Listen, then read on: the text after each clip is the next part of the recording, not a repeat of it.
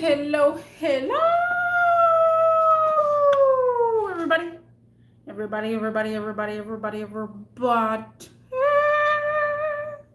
What's cracking? What's happening? What's going on? How is everybody doing?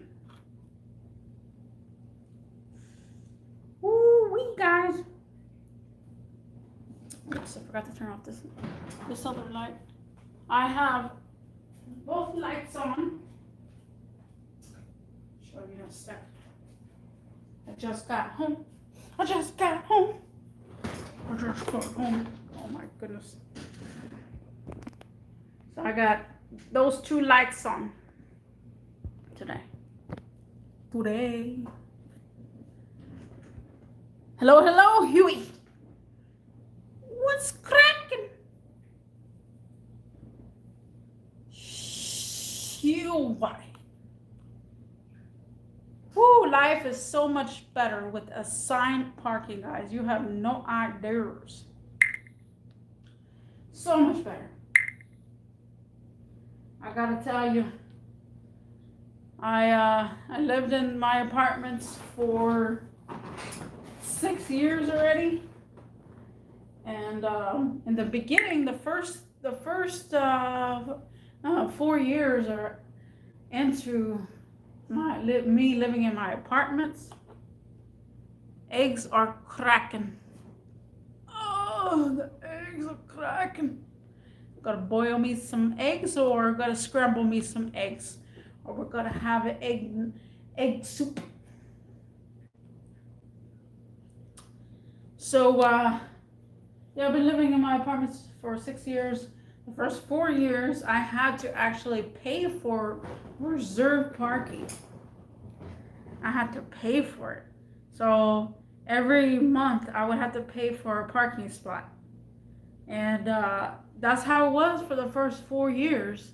And then all of a sudden they decided to change it to assigned parking where you don't have to pay. And man, was I upset. You know, people tell you you don't have to pay for something, but you've been paying for it for 4 years.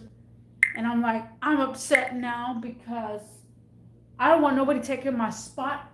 I am very particular. I pay for this spot, so I want to have this spot reserved for me, nobody else. And they said that, yeah, now every apartment complex now is doing that, which I am so grateful for, because you don't know how annoying it is back in the day where you get in your apartment, you're trying to find a parking spot close to you, you park in that spot, and then you don't want to leave. You don't want to leave the house. You feel insecure, you don't want to leave the house because someone's going to take your parking spot. And that was always everybody's number one fear, especially living in apartments. And everybody's number one fear was leaving the house after a certain time because they don't want someone taking their parking spot. They're like, oh no, I can't leave. Someone's going to take my parking spot. And it's always been like that. And now that apartments around my area, I'm not sure around other people's area or any state or anything like that, but the apartments around here, looks like they all have designated assigned parking for you, so you don't have to fight. And it's a good thing and it's a bad thing, because the good thing is at least residents know that they could come home anytime they want, and they can go to the store, come back, and their parking spot still be fine. And the bad thing is that the towing company doesn't get any money because somebody's parked in the wrong spot, or it's not the right spot. So it's a good thing and it's a bad thing. The bad thing for the tow company, because they're not going to make any money off of anybody, because if it's a reserved spot, at least if somebody calls it in and say, hey, this car is parked in my spot, and then can you tow it, and they'll tow it, that's easy $250 right there. Easy $250. But now everybody has their assigned spot.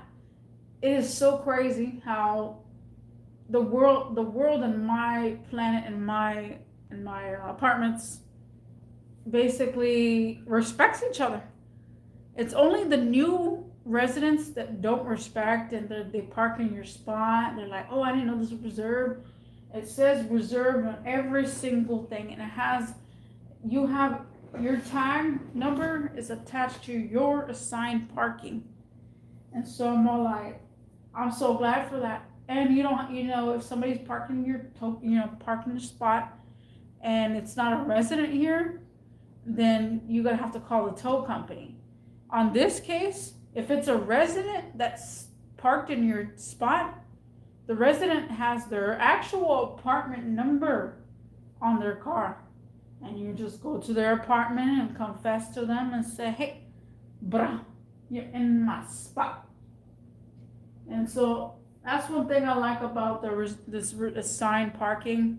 This assigned parking is so much better. Oh, I feel so much better and safer with this assigned parking. It's not even funny. I literally feel so much better with this assigned parking. And the way everybody is respected to their assigned parking, that they know they can come home anytime they want. They can come home at 3 o'clock in the morning and their parking spot will still be available. And the only bad part about my apartment complex, and it's kind of weird, is visitor spot. Visitor spot is nowhere to be found in the apartment complex. There are 0 visitor spot. I live next to a street, so the visitor spot is actually the street. So whoever is a visitor will park on the street. However, this is a lot of people in this apartment complex, and more than one person has one car, so only one person. 2 people can actually park in the same spot.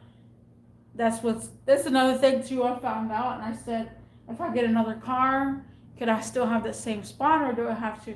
They said no, 2 of your cars can be in the same spot. It's just, of course, one after the other, not on top of each other. Where'd you go, Huey? And so I'm like, dude, it feels so much better. I'm so grateful for that. The assigned parking. Like, I don't have to pay for parking. And then, like I said in the beginning of this video, I was so upset that I didn't have to pay for parking, because I wanted to pay for parking, because if I don't pay for parking and it's free, then everybody gets their way and they park in my spot. And I've been in that spot for 6 years already. And the reason why I chose my parking spot, and again, this video is all about, unless somebody changed the conversation, but this video is all about this assigned parking spot. So you're going to hear parking spot a lot in the video. And unless someone changes the subject, and we continue to a different subject. But this is mainly because this is my video talking about assigned parking spots. So when I first got it, this parking spot, it was because it had a 2 visitor spot right next to each other. And I'm drinking my drink while I'm talking. And I had a van at that point. I had a Dodge Caravan, an old Dodge Caravan, and I wanted to park.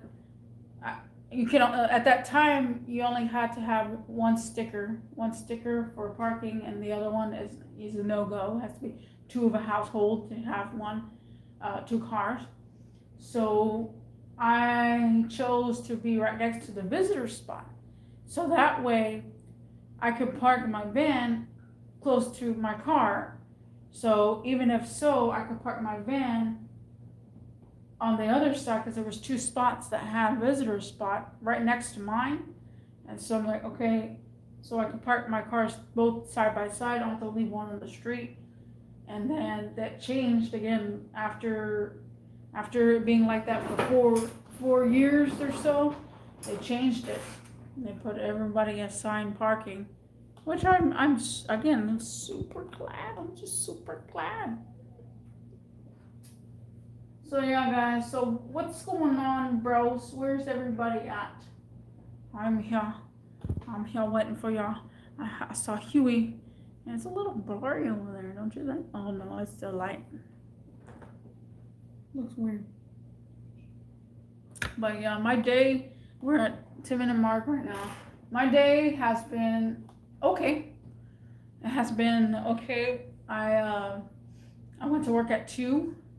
The alarm sound. Everybody know what's going on with the alarm. I thought it was gonna be super crazy. I literally thought, and I charged my GoPro. I was trying to find my other camera, but I couldn't find it.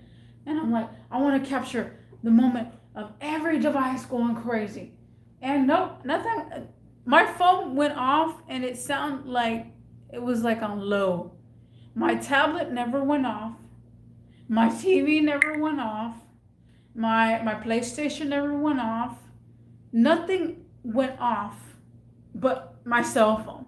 They said that everything in your household's gonna go cuckoo and crazy, and nothing went cuckoo and crazy. I don't understand. Me don't understand. So I grabbed my GoPro. I was like, oh my God, it's happening, oh my God. And then I grabbed my phone and my GoPro and I pointed it towards the phone. And that was it. It was just a national alarm system, and that was it. Nothing much. I thought my Roomba Maria was gonna get up and be like, bro, I gotta clean up. Explode or something. They made it sound much worse than it was. And I thought it was gonna go out their whole entire day, and it did not. It did not. They said, oh, you're gonna turn into zombie, you're gonna see zombies. I'm like, nope. Sorry, world, but I don't see nothing going on here. So yeah, after that, I went to work, and then I did my duties. Then lunchtime came. I went to eat some pupusas. You're gonna hear me saying eating pupusas a lot because in my area there's like Salvadorians and Mexicans in my area, so I'd be eating some pupusas. And then I had an okay day. The guy that was kind of intervening in the beginning, we started folding things out because, again, we gotta learn each other. Everybody has to learn each other regardless or not. There was a guy today after my lunch. I came back and then I saw a guy I used to work at with my old location. And I'm like, bro, hey, a same face I can see. And he's like, hey, so you moved down here? And I'm like, yeah, I moved down here. I was excited to see him because I'm like, I need someone on my same level. I came from a big ass store to a small store, and this small store is way understaffed and it's just all over the place. And then he said he was gonna be working there with me. And I'm like, that's awesome. Like, we need someone on the team that knows the system, that knows how to do sales, that knows how to, push it. And the other lady I found out, the one that's supposed to be working for a different area in the facility. I don't want to give too much out, but a different area in the facility. I found out today she quit. She quit. They said she just walked out. She just quit because somebody was being too harsh on her, and I don't see how that other person was being harsh, but okay. Maybe I never saw their conflicts. Maybe I never seen anything, but apparently she felt in that way. And I know even told the other lady, I said, I know that you speak your mind, but there's times in the situation where you don't say everything that comes out of your mouth.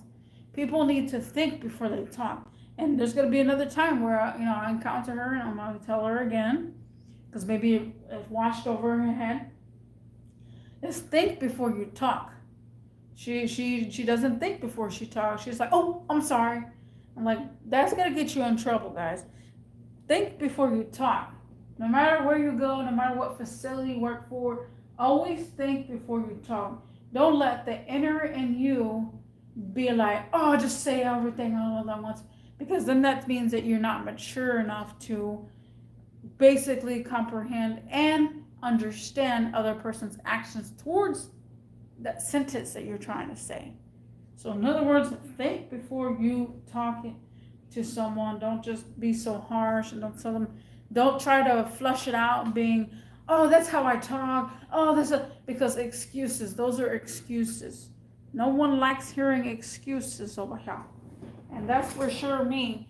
And I'm gonna have to wash it over, and I'm gonna tell her, you're doing good and you're doing bad at the same time. I'm refilling my cup. You was here, so I'm gonna be here. I'll be here a little bit.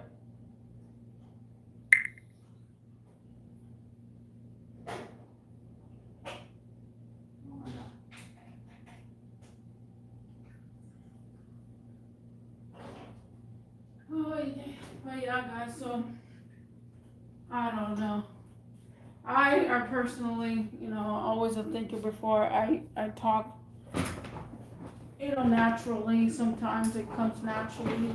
There's not a time where I won't think about it, say but unless I'm drunk and I'm like, hey, bro, I don't even know what I'm talking about, stuff like that. But yeah, guys. Whew, where are we at? Oh, 16. We're almost there. So this assigned parking is so much better, guys.